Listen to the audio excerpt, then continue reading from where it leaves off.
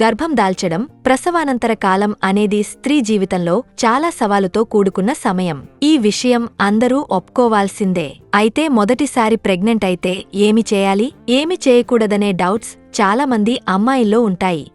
మీరు కూడా అదే ఆలోచిస్తున్నారా? అయితే ఇది మీకోసమే. మొదటిసారి తల్లి అవుతున్నప్పుడు శరీరంలో చాలా మార్పులు చోటు చేసుకుంటాయి.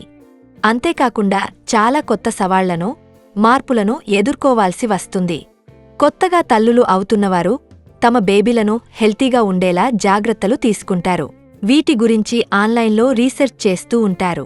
అయితే మొదటిసారి ప్రెగ్నెంట్ అయినప్పుడు ఎలాంటి జాగ్రత్తలు తీసుకోవాలో ఇప్పుడు తెలుసుకుందాం.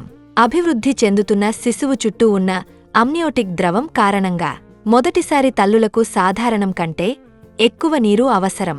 తక్కువ ద్రవ స్థాయి గర్భస్రావం లేదా పుట్టుకతో వచ్చే లోపానికి దారితీస్తుంది. అంతేకాకుండా ప్రసవాన్ని క్లిష్టతరం చేస్తుంది. అందుకే గర్భవతిగా ఉన్నప్పుడు మీకు అలవాటుపడిన దానికంటే ఎక్కువ ద్రవాలు తీసుకోవాలి.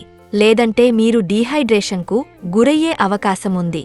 ఇంకా తగినంత నీరు తాగడం వల్ల కీళ్లవాపు తగ్గుతుంది. శరీరంలోని టాక్సిన్స్లను బయటకు పంపేస్తుంది. గర్భధారణ సమయంలో, ముఖ్యంగా మొదటి త్రైమాసికంలో అలసట సాధారణం. కాబట్టి నిద్ర చాలా అవసరం. మీ బిడ్డ పుట్టిన వెంటనే మీరు సరిగా విశ్రాంతి తీసుకోలేరు. కాబట్టి ఈ సమయంలో మీరు ఖచ్చితంగా న్యాప్స్ తీసుకోవాలి. వ్యక్తిగత జీవితంలో ఒత్తిడిని తగ్గించడానికి మధ్యాహ్నం నిద్రపోండి.